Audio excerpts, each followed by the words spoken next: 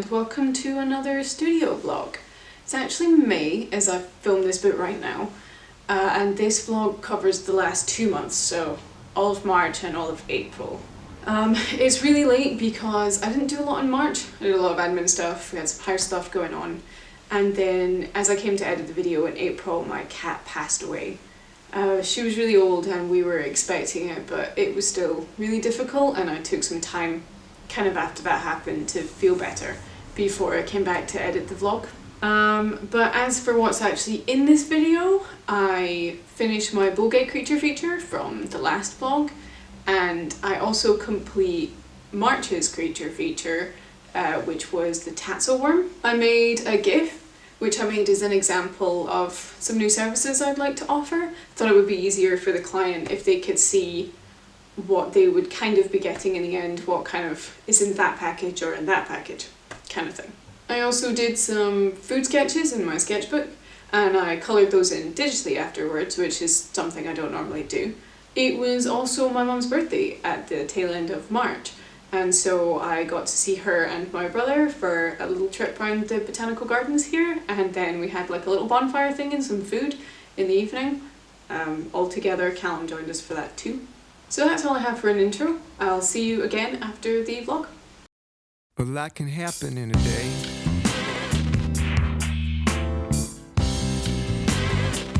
Put a man on the moon.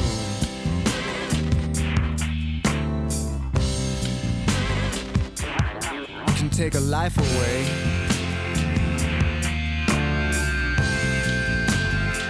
And give birth to a new.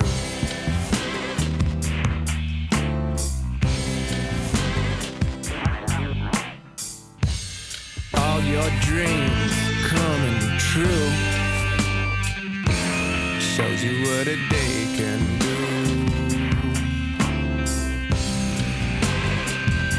The strawberry fields forever. All the young dudes. Lucy in the sky with diamonds. Black and blue.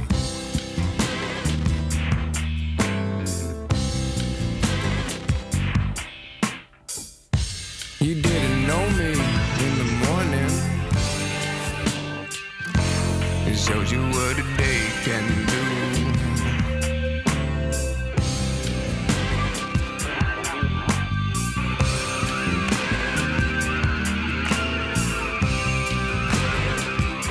It shows you what a day can do.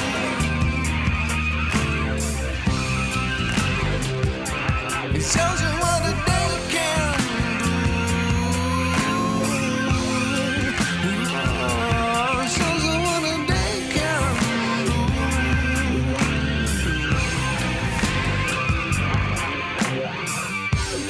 All your dreams coming true.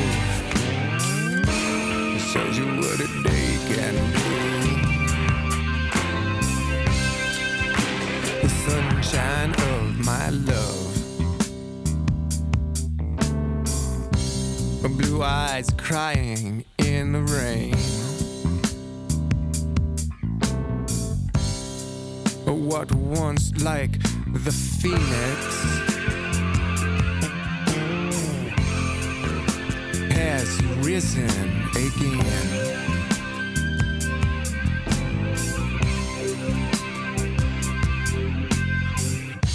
Who'd have thought it would be you? Shows you what a day can do. It shows you what a day can do. It shows you what a day can do. A day can make a difference. A 24 T-minus 2 T-minus 1.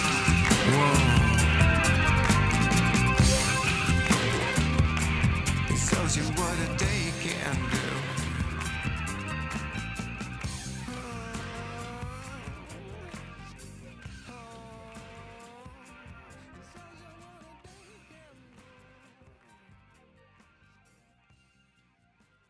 Hey, so it's the 19th of March. It's actually my mum's birthday today, and Scotland have just lifted the lockdown restrictions a little bit, and it's going to allow us to spend some time outdoors all together. So we're allowed to meet 2 members from one other household, so that's just enough for me and Callum to go and see my mum and my brother.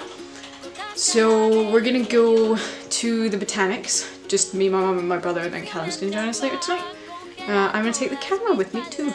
We baked a cake as well yesterday to go with the present. It still needs to be put together, the cakes are baked, but it's a Victoria sponge, so it's going to have cream in it, and we just wanted to leave that to as late as possible so that it would be nice and fresh. I'm excited, it's nice to see people. So here's the cake. This is what it looks like. It's kind of dark.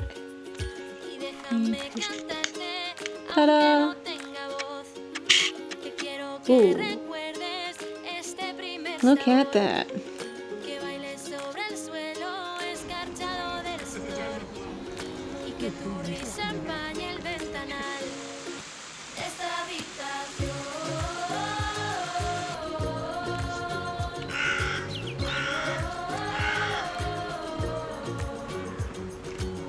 Oh my gosh, you gotta reply that time.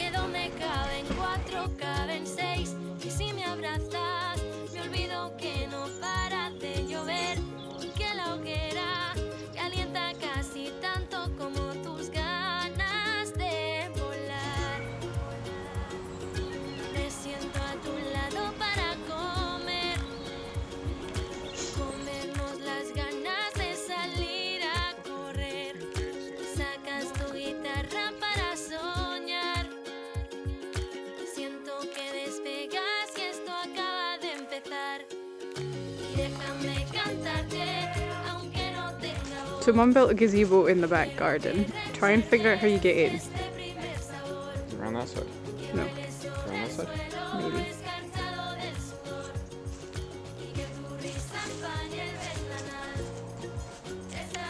Around the back. No way. Oh, that's a little pain in the ass. Go on. Go inside.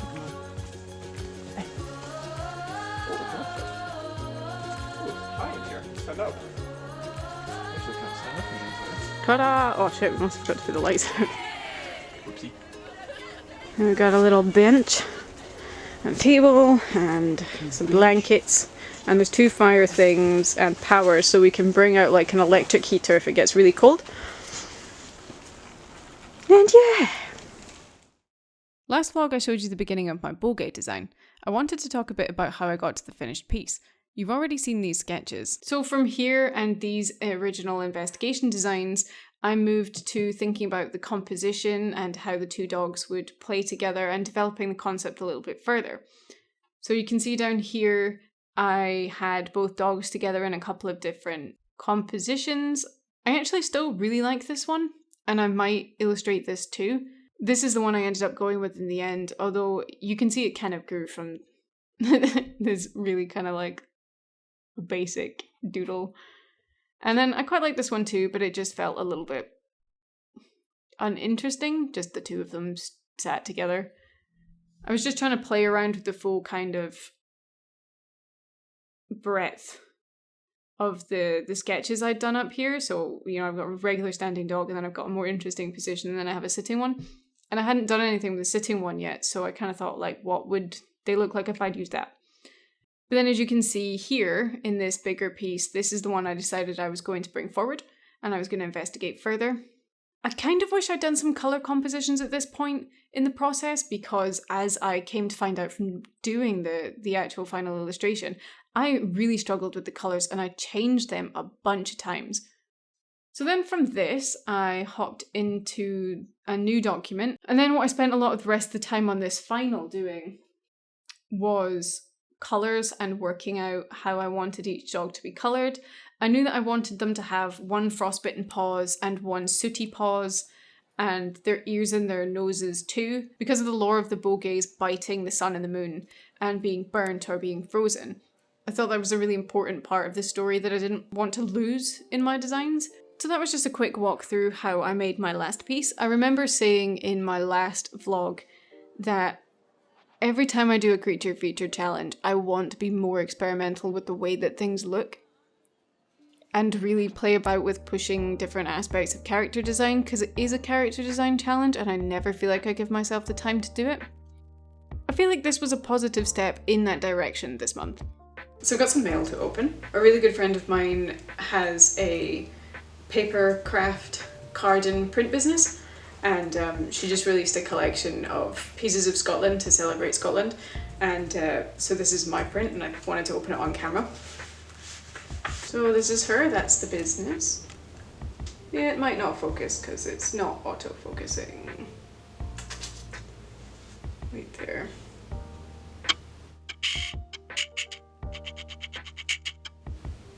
There you go. And here's the print. She's packed it very nicely, it looks really nice. I'm just going to try and get the sticker off without damaging the paper too much. Oh, I'm doing a very bad job. Yep. Oh no! Oh dear. Yay, it's so pretty. So this is the Holy Isle next to Arran. It's beautiful. I just have to decide somewhere to put it now. Thank you, Megan. Oh, gorgeous, fabulous, love it.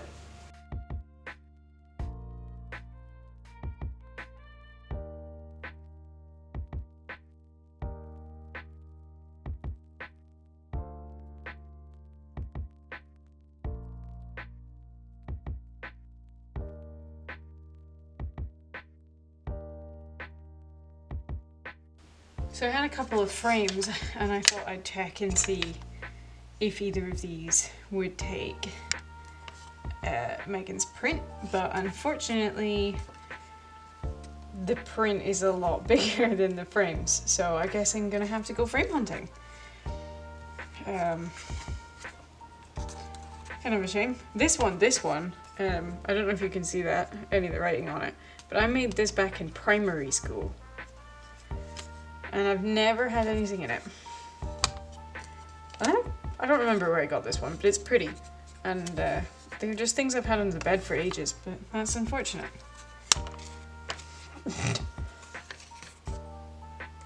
So I'll have to buy a new one. I know I started this vlog by talking about last month's creature feature, or as it is now, 2 months ago's creature feature.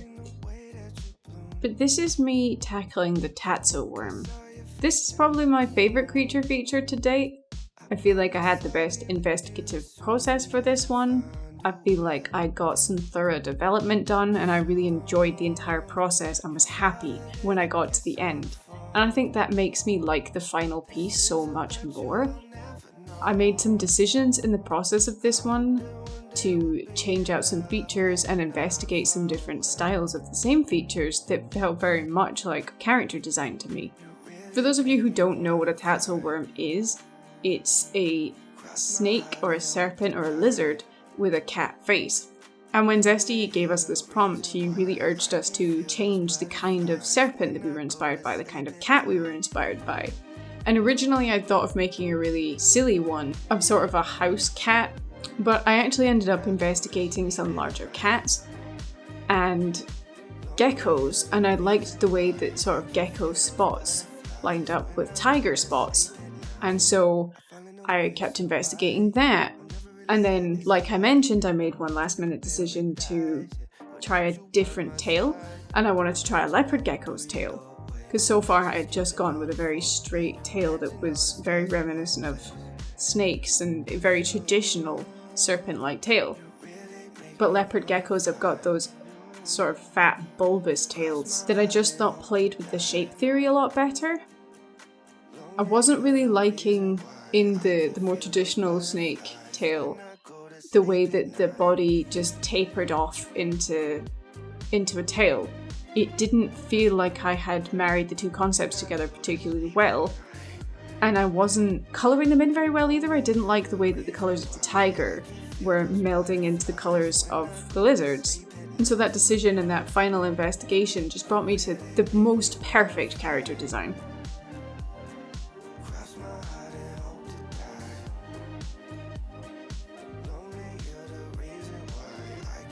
But yeah, here's the final. Very pleased with how it turned out.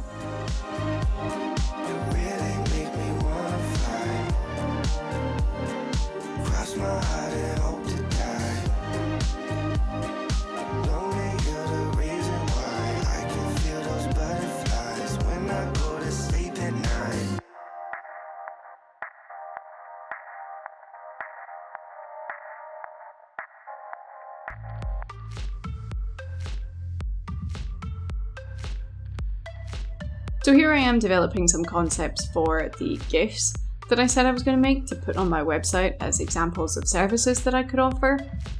I'm just planning out the colours and thinking about the composition before I get into it in real detail. So here we have now, this is the final illustration, the one that I intend to animate.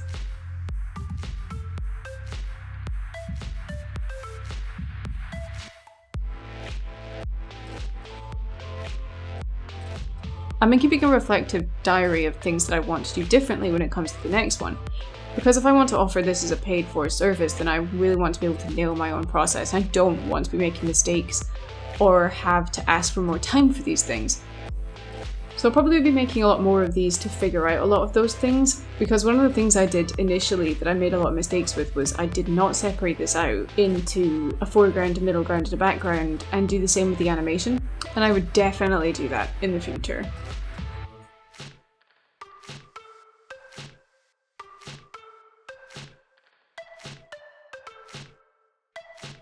Here you can see I've erased the colour because I know I'm going to animate the hand, and so I know that the colour will need to move.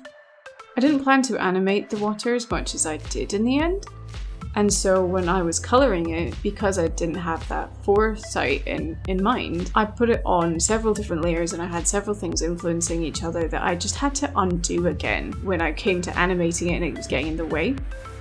So that's definitely something I'd do differently in the future.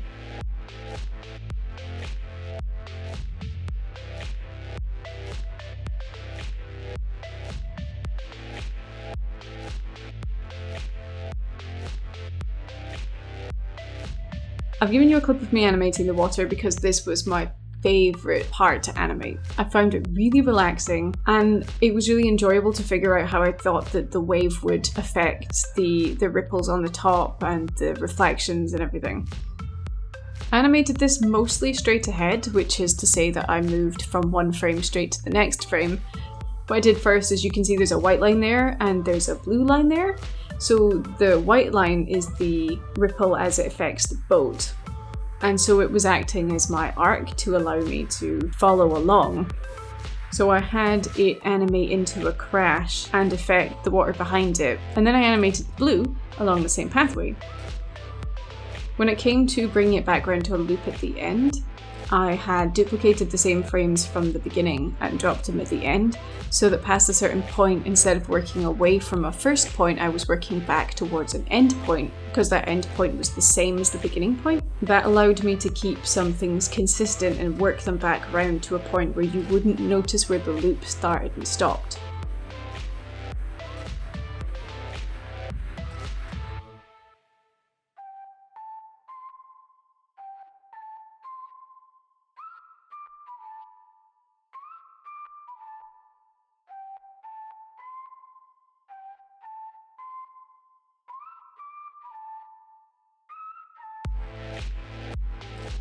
You can see I'm leaving notes for myself as I work towards certain places because I was working in chunks at a time. I would work on the big part, and then I would work on the parts on the right hand side, and then I would work on the parts in the background.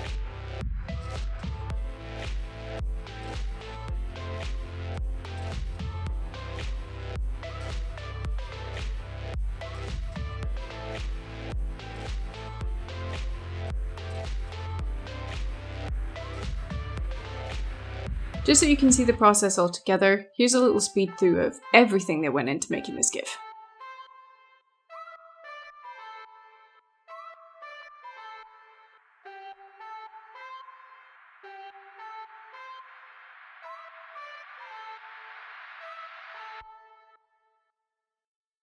you like that look into how I animate.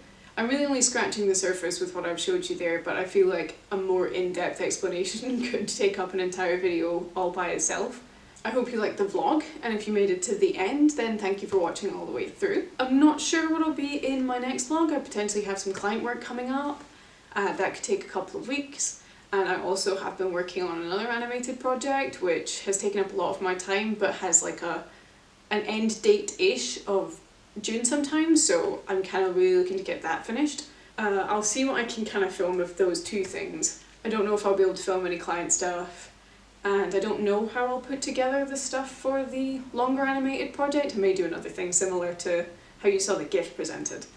I've also been thinking about doing a draw this in your style. Since I joined Artful, I've kind of felt like I don't need to be this ridiculously big account to run a draw this in your style, like I feel like with Instagram. So I kind of think I might want to do one of those with maybe Percival, my Fox Adventurer character, and a new character I've been working on. It's an axolotl. I kind of want to put them together in one piece and like use that as my draw this in your style. So I've been working on finishing off the axolotl character to get that done. So hopefully that will be in the next vlog. I hope you're all well, I hope you're all happy and healthy. Thank you for watching, and I'll see you in the next one.